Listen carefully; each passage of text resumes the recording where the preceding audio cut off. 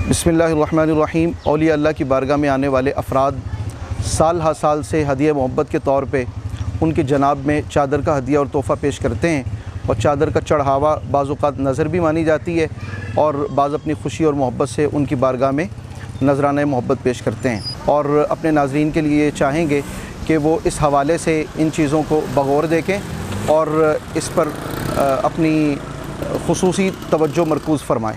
इन पर देखा अपने आयात कुरानिया कंधा हैं, हर एक चादर पे कुरान पाक की आयत लिखी हुई हैं। इनमें आयतुल कुर्सी, सूरह काफ़िरून, सूरत इखलास, सूरह फलक और सूरह नास, ऊपर से लेके नीचे तक कुरान पाक की आयत हैं। इसी तरह कलिमा तय्यबा भी लिखा हुआ है।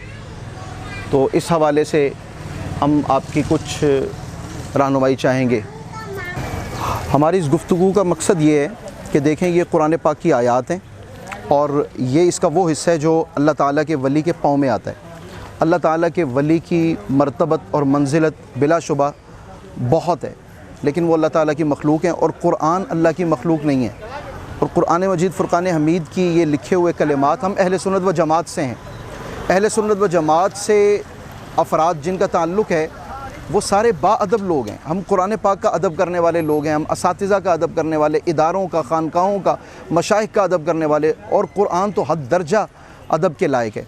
तो अब कुरान पाक की ये आयत अल्लाह के वली के पाँव में आ रही हैं, एक बात। दूसरी बात ये कि जब कोई शख्स इनको ख़रीदता है तो वो इनसे कहते हैं ये चादर कितने की। जब वो रेट तय पा जाता है तो इस चादर को उठाता है और वो दरबार शरीफ पहुँचता है, और दरबार शरीफ पहुँचने के बाद वो वज़ू करता है। कुरान की इन आयात को हाथ लगाना कुरान की ही रूह से बेवज़ू आदमी का एक गुनाह है और कबीरा गुनाह। तो हम एक बहुत बड़े गुनाह का इर्तिकाब करते हैं और इन आयात मुबारका को जब हाथ लगाते हैं तो बेवज़ू हाथ लगाते हैं। इसी तरह ये चादरें किसी भी महफ़िल में तोहफ़े के तौर पे आने वाले बाइज़्ज़त मेहमानों के गले में इस तरह डाल दी जाती हैं। अब आने वाले अफराद के मुताल्लिक़ आपके इल्म में है कि क्या वो बावुज़ू है या बेवुज़ू है।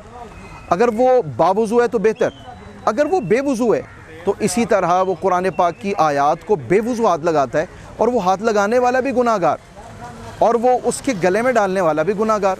तो हम 2-3 बातों की तरफ तवज्जो दिलाना चाहते हैं। नंबर 1 कि जब आप चादर ख़रीद रहे हैं तो चादर आप ख़रीदते हुए बावुज़ू हैं, एक बात। दूसरी बात ये कि जब आप महफ़िल पाक पे चादर पहना रहे हैं तो क्या पहनाने वाला बावुज़ू है। तीसरी बात, क्या पहनने वाला बावुज़ू है। चौथी बात, हमने पता किया तो किसी चादर का रेट 500, किसी का 700, किसी का 1200, किसी का 1000 रुपये। किसी भी दरबार पे चादर चढ़ाने का जो मकसद है वो अल्लाह के वली के मज़ार का बाकी तमाम मज़ारात से एक इम्तियाज़ी हैसियत में सबके सामने कुछ इस तौर पर लाना कि ये अल्लाह के वली का मज़ार है, ये सबसे मुनफरिद है। लेकिन एक के बाद दूसरी, दूसरी के बाद तीसरी, और यूँ रिवायत, रवाज और रस्म पूरा करते हुए चादर के ऊपर चादर डालना, और वही चादरें बिकने के लिए इन साहिबीन के पास दोबारा आ जाती हैं। और हमने ये देखा, आपने भी देखा होगा कि ये पुरानी चादरें वही इस्तेमाल शुदा जो मज़ारात में इस्तेमाल हुई और कई बार इस्तेमाल हुई, फिर वो दुकान पे आके बिक जाती हैं और आपका ये पैसा किसी और के हाथों में चला जाता है। आपका मकसद ये होता है कि अल्लाह ताला के वली की बारगाह में कुछ खराज तहसीन पेश किया जाए, कुछ हदिया मोहब्बत पेश किया जाए, कुछ ईसाल सवाब किया जाए। मैं आपसे गुजारिश करूँगा, अगर आप अल्लाह ताला के वली की बारगाह में जाते हैं तो बेहतरीन हदिया कुरान पाक की आयात मुबारकाएँ, दरूद पाक पढ़ा जाए, दुआ की जाए और उनके तवस्सुल से अपने लिए दुआ कर ली जाए। अगर आप चादर ही चाहते हैं तो ये चादर, जब एक चादर अल्लाह के वली के मज़ार शरीफ पे चढ़ गई और वो एक इम्तियाज़ी हैसियत में मुमताज़ हो गए, तो अब बाकी चादरों का कोई माना नहीं रहता। ज़्यादा बेहतर यही है कि आप जो 500, 700, 1000, 1200 रुपया अगर चादर पे ख़र्च कर रहे हैं, आप ऐसी चादर ख़रीद के अपने किसी माली तौर पे कमज़ोर रिश्तेदार को क्यों नहीं दे देते। अगर रिश्तेदारों में कोई ऐसा फ़र्द मौजूद नहीं है तो आपके यहाँ जो काम वाली खादिमा हैं आप उनको पेश कर दीजिए, और इसका सवाब हज़रत मौज दरिया सरकार, हज़रत सखी सरवर, हज़रत दाता साहिब, हज़रत मियाँ मीर साहिब, हज़रत लाल शहबाज़ कलंदर, जिस भी बुज़ुर्ग को चाहें उन तक जो उनके मज़ार पे चादर चढ़ाई जाती है उससे कई दर्जे ज़्यादा किसी के सर पे जो चादर आएगी या किसी के तैबंद के तौर पे इस्तेमाल में आ जाएगी चादर, वो ज़्यादा अजर व सवाब کا باعث ہوگی۔ بزرگان دین کا مقصد یہی رہا ہے کہ اللہ تعالیٰ کے ساتھ لوگوں کا تعلق جوڑا جائے، ایک بات، اور دوسرا یہ کہ خدمت خلق میں انہوں نے ساری زندگی گزاری۔